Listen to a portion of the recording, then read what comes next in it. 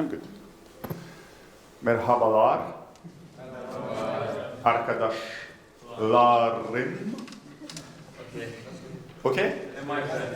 Yeah, perfect. Harika. Çok az Türkçe konuşuyorum, but not enough to have conversation. So I can also say bad stuff. But anyway, thanks to be here for this talk about OpenTelemetry. I don't have a lot of time, so if you don't know me, that's not important anyway. So I have experience. In other words, I'm old. And when I started my work in IT, we were doing monitoring. And monitoring, that was a bunch of people sitting and looking at a huge screen, or in general, a screen wall. And they were looking for dashboards, and if something looked bad, then they could directly try to fix the situation. That was what was the peak of geekiness at the time. The problem is our systems are becoming more distributed. It's impossible to understand from a dashboard or even multiple dashboards what happens and if there is a failure. And I'm trying to avoid the word microservices, but even if you are not doing microservices, and probably you aren't doing microservices, and even better, you probably shouldn't do microservices, you are doing distributed systems. That's for sure. Even an app and a database is distributed. And for that, we need more. And the concept we came in was of observability. And observability is based on 3 pillars: metrics, logging, and tracing. I don't have that much time, so I won't talk about metrics and logging, though there are a few things to say. I will just focus on tracing. Here is the Wikipedia definition of tracing, which, for once, I don't like that much. So I came up with my own definition, which basically has been inspired by many others. And the idea of tracing is to capture the flow of a business request across all the components in your information system. Because if something bad happens, you want to understand what the flow looks like and where it starts. And probably you are already doing tracing. Yes, okay. And probably you have been using tracing tools already, such as Zipkin, Jaeger, or OpenTracing. Those are the pioneers. And they are very good and great tools. The problem is they are proprietary tools.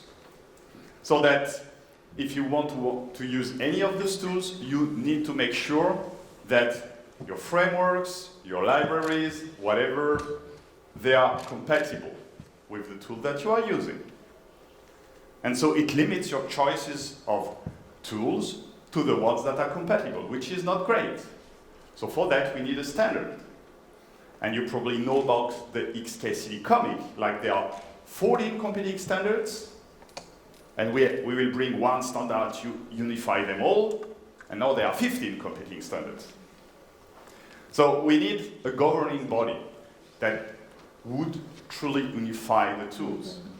And there is a W3C, which is actually has a big power over what happens, and they created such a specification called the trace context specification. Who knows about the trace context specification? Good, you are in the right room. So it's quite easy to understand. I even could understand it. It's not super high engineering, and just in summary, it defines a couple of concepts. The first concept is the concept of a trace, which actually is the flow of a single business request in your information system. Then it defines the concept of the span. The span is a unit of work that happens inside in one of your components. So you have at least one unit of work, you have at least one span in the component, you can have multiple spans in the component. And all the spans, they are of course attached to a trace, and they can also be attached in a parent-child relationship. all the spans, but the first one, they have a parent. You can have one single parent, but the span can have multiple children. And this is how it looks. And now I must try to find the light. Yes. So here I have, yeah, it's parallel, it's great. I have a single trace that goes across my system. I have three components, X, Y, and Z. X is the first span, and then it goes into two other components in parallel, Y and Z. And so Y and Z are children of X. That's not rocket science, right? Great. But now, how does it work? It works through a HTTP header that you press across all requests. And that, although you can do it manually, it's super boring. It's not very interesting. You can get a lot of things wrong. So for that, we need libraries and frameworks. And that's the goal of OpenTelemetry. So OpenTelemetry does a lot more. It does also metrics, it does logging, but it also does tracing. And in that case, it provides you the tools to implement this HTTP header in your code. So it implements the trace context specification. Interestingly enough, it's a merge of open tracing and open census. Like open tracing is dead, but it's a good death. You know, like the king is dead, long live the king. They're exactly the same stuff. It's good because it's one of the few successful merging in the open source world. And I tend to believe that nowadays OpenTelemetry is a kind of black hole that attracts all the vendors and all the libraries that you need to be OpenTelemetry compatible. In itself, OpenTelemetry defines a couple of things, mainly the OpenTelemetry protocol and the OpenTelemetry format. So how do you send OpenTelemetry data to a collector? And then, as I mentioned, it provides you the libraries and frameworks to do it. What happens after the OpenTelemetry collector is not the goal of OpenTelemetry. It provides you with an OpenTelemetry collector, but you can have an OpenTelemetry collector that is completely different. And that's exactly what Jaeger and Zipkin do. They make their own collector of tracing data compatible with the OpenTelemetry format. And so you can keep your infrastructure if you are already using one of them and just change the way that you send the data. And at this point, you are in a very comfortable situation because now you are not limited by any tool, since most of them, or like to a vast majority, they actually are compatible with OpenTelemetry. And then you can change your infrastructure afterwards because now you have a standard and Zipkin and Jaeger are both compatible. Who here is a developer? Don't be shy. Who is proud to be a developer? Okay. Who is an ops? Who is a DevOps, whatever that means? You're not sure. Yeah, me neither, but some people are sure. Yeah, we are DevOps. Yeah, great.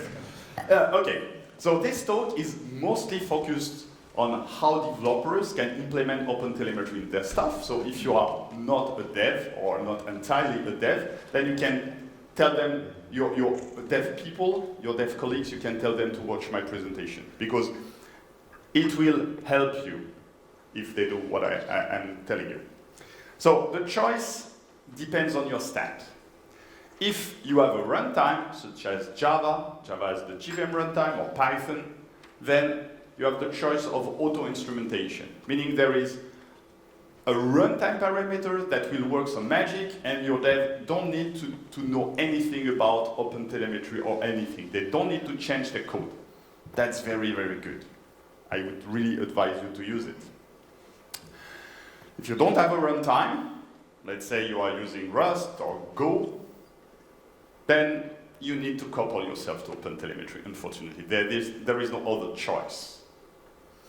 Another way is you start with auto-instrumentation, you already get some insight, but you did that as shadow ops, because you don't have budget. So you implement everything, without anybody the wiser, and you've got some nice results, and it helps you. Now you can come to your manager and tell them, hey, look, we have this nice result, we implement it at no cost. Now we need some budget, and now you can customize what you did with auto-instrumentation, you can customize it with manual implementation. But now you've got money at least. So, as I mentioned, if you can, if you are in the right place, I would advise you to start with auto-instrumentation. It's very inexpensive, you don't bother your dev, and you can get some impressive results out of the box.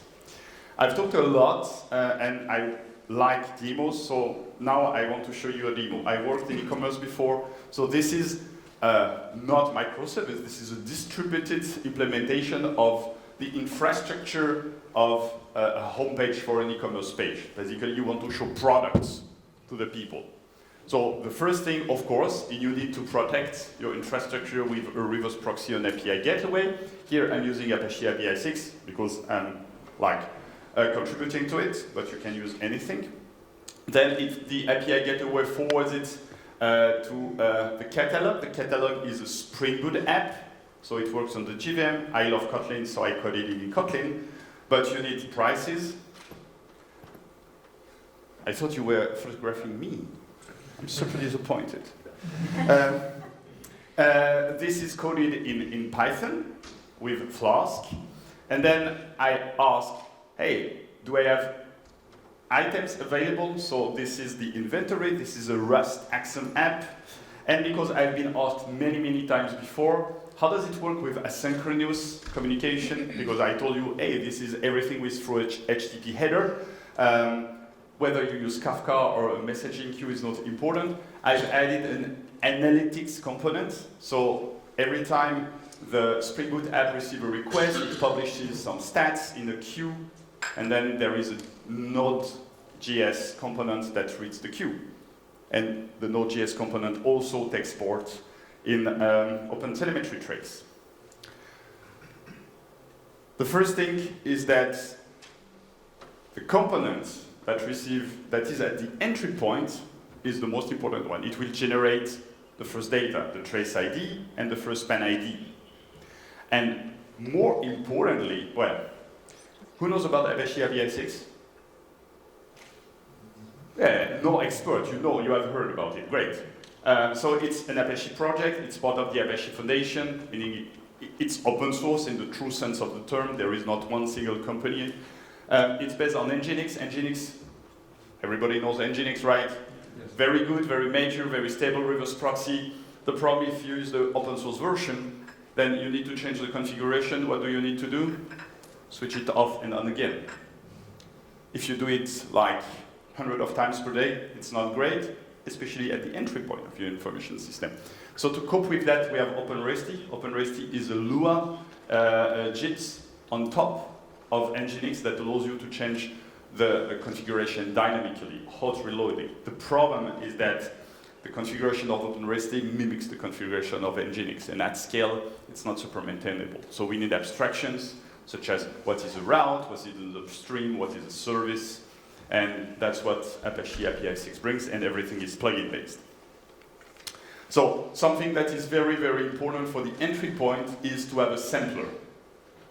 Because if you receive 1 million traces per day, you don't want to get them all stored into your storage system. It would be too expensive.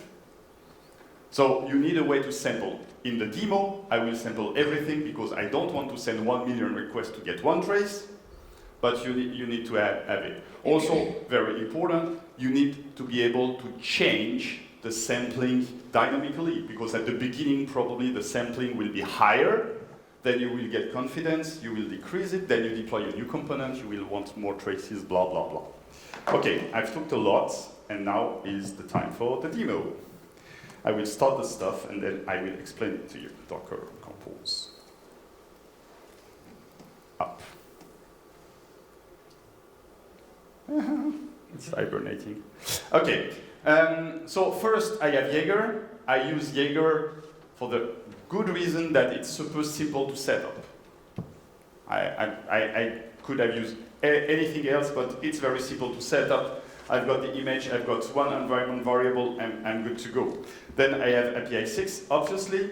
Then I have the catalog, which is a Spring Boot app. So I have all the configuration of this app, the pricing, Python Flask, and the inventory Rust Axum. And I have a Postgres database because I store data, and every one of them, every of the component has their dedicated schema. It's not really important. At the moment, Postgres is not instrumented anyway. So I will send a request, I will curl, and I will send a X hotel key, because I want to show you something. I will say, hello, Istanbul, because I'm super lazy. And I'm sorry, I don't have the Turkish keyboard, so I cannot have the dotted I, but I know the difference between E and U, so that's good enough. And it's called products. And now I have the result, which is obviously not interesting. And now I can go to my Jaeger. Jaeger is also protected through Apache API 6 in this context. And I already have something, okay? And I have this. Yeah. And I can show you what I did. It's crazy. This is how you get the results. So first thing first, I have the configuration on Apache API 6 that I already showed on my slide, which is here. So I told you everything is a plugin, and here there is an OpenTelemetry plugin. And I want to apply it to every route, so I make it a global route. By default, there will be OpenTelemetry. And then I can add additional attributes. I will come back to it later. And then I have the catalog. So I don't know if there are many Java developers here, but I'm using Maven. And here you can see it's a simple POM, but more importantly, there is no OpenTelemetry stuff. That is a regular Java application. Your developers, they don't know nothing about OpenTelemetry. If I go to the Python stuff, so I have a poetry file. Again, same stuff. Nothing. No OpenTelemetry. So where does the magic comes from? I'm using a Docker file, so here it's at build time. Normally it should be at runtime. On the catalog side, what I'm doing, so I assume everybody here is familiar with Dockerfile. This is a multi-stage Dockerfile because I'm compiling Java code. I have two stages. The first one, I compile my stuff. I create a jar, which is the unit of deployment. And the second one, I will run it. But before I run it, I get the OpenTelemetry agent. So this is the Java magic. You can change the behavior of your code at runtime through agents. Basically, it does its magic when you run the code. And here, I didn't develop any of this. I just copy-pasted from GitHub. And when I run it, I have this Java agent stuff. On the Python side, it's nearly the same. That's the same ID. It's just that the implementation is different. I don't have no multi-stage because I don't compile my Python code, but I will install Poetry, okay, I will configure the virtual env whatever, then I add the OpenTelemetry dependency.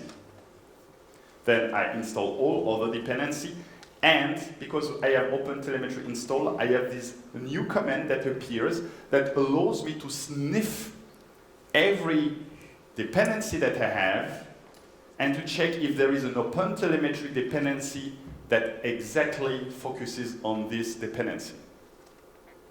And this is how I magically get all those traces. And this is very interesting because even if you are not a dev, if you are an architect, you've got some interesting results. For example, here we can see that you remember my infrastructure? The catalog will call the pricing and will call the inventory, right? So first thing, we see that the catalog calls the pricing through the API gateway, but the catalog calls the inventory directly. There might be reasons for this. For example, you might want to have super performance, so you just call the service directly. Or you say, I always want to go through the API gateway because I want to have always to check the authorization every time. Both are valid viewpoints. But here what is strange is, in one case, I'm bypassing the API gateway, the other I'm using it. That should raise some concerns. Something else, I'm stuck at parallel programming. And now I want to check that the catalog is calling the pricing and the inventory in parallel. I can verify that this is the case. So I was using coroutines because I'm a Kotlin fan, but I suck at coroutine. I'm not a real developer anymore. Still, here it validates what I wanted. I don't know if you remember, but I passed an additional header when I call the stuff, the H hotel key. And strangely enough, this is something that I also wanted here. Where do we find it? In every span, we have additional attributes. Some of those attributes, they are by default, regardless of what you are doing. Some of them, you can configure additional ones. And look, I have my HTTP header X hotel key with the right message. So some people are saying, oh, look, this is how tracing will replace logging because we have more information and we can do everything that we do with logging with tracing. I'm not sure, but still interesting. So here we have, who is playing with the lights? It's very, very disturbing. Sorry? Okay. So here, we've got already nice result, and as I mentioned, but to the Rust, who wants to see the Rust? Oh, okay, nobody wants to see the Rust code. Come on, I started late, so I should finish late as well. Right? Yeah. Yeah. And afterwards, you have the coffee break, right? Who needs coffee break? No worries. So now I want to have more oh no. What happens?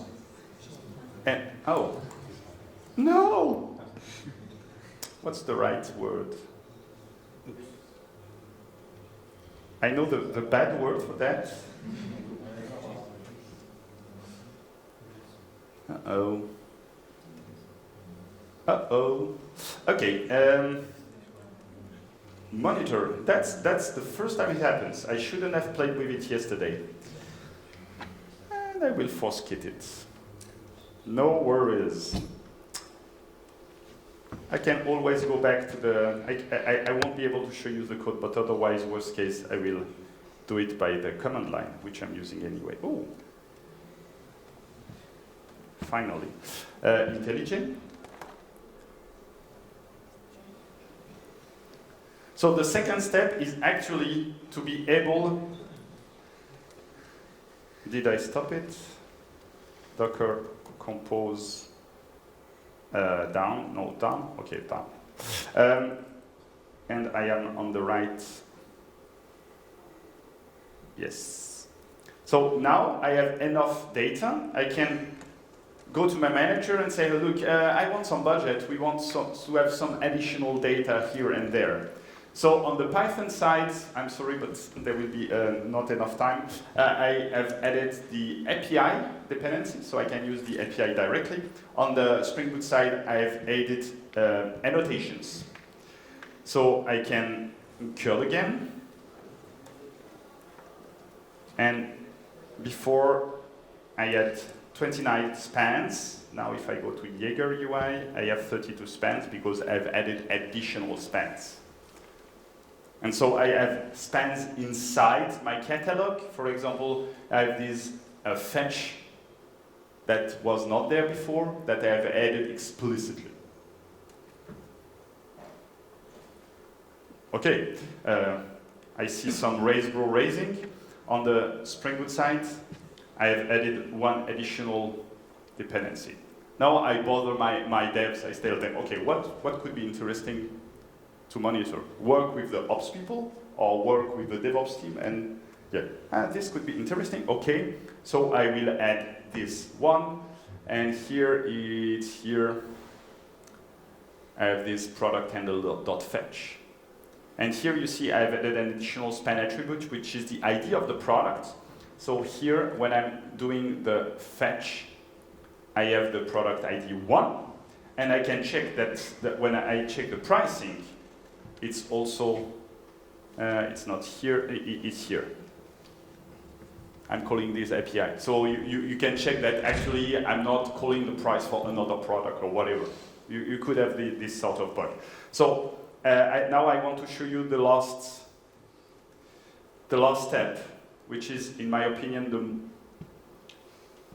most interesting one.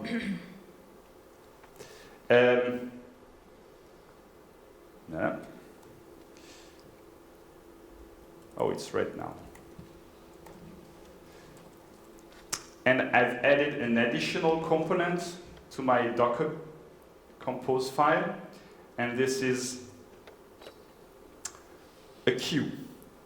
So now, as I mentioned, every time I send a request to Spring Boot will send some data into the message queue, and I will have an additional component, this Node.js, that will read from the queue. Implementation detail is not important.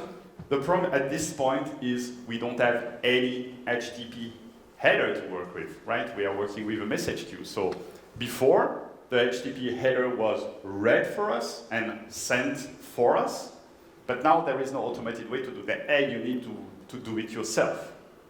So there are two approaches. If the message queue is complex enough, or let's say mature enough, you have metadata with each message, you send the trace parent as metadata. And then on the other side, you will read the trace parent, and through an OpenTelemetry library, you will read the trace ID, read the span ID, create additional spans, blah, blah, blah. If you are not, then it must be part of the message payload. How does it work in practice? I can start it, and I can run it here. So remember, like we had 32 spans. So if I go there and I find the trace, I have 34 spans. And here you see there's this new component that appeared, analytics. This is exactly what it did. And you can see it's part of the trace. Because when I sent the message, I stored the trace parent header, HTTP header, as metadata. And then on the other side, I read it again, and through the library, I read the trace ID, I read the span ID, I created a new span with this span ID that was the Spring Boot app, and at the end, I sent everything to OpenTelemetry. And because I can show you something perhaps interesting, I can stop the analytics. So I stop the reading part of the message queue, so I will send messages to the queue, but nothing will happen. And I can curl again. So normally what would happen here is I would have, you see, two traces, one with 34 spans, because there is the analytic stuff, and here with 33 spans. Now if I start it again, what happens? It will read the message and send the data to OpenTelemetry. So now if I refresh, hey, please.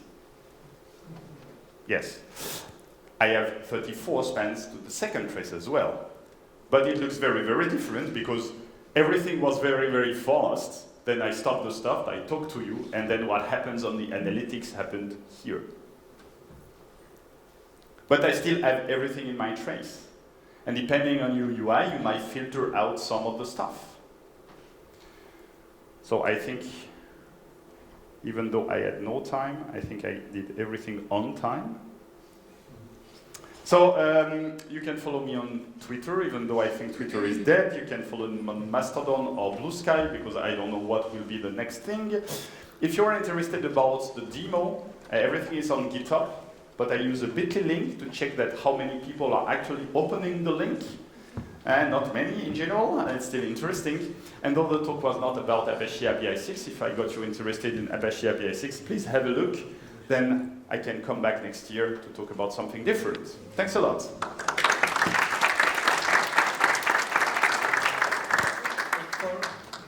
Teşekkür ederim. Do we have time for questions?